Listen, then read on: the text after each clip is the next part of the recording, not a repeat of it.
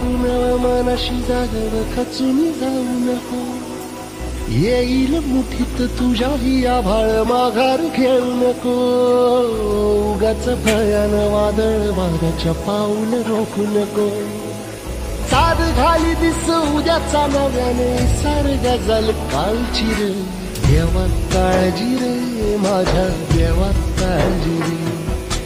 देवा काळजी रे.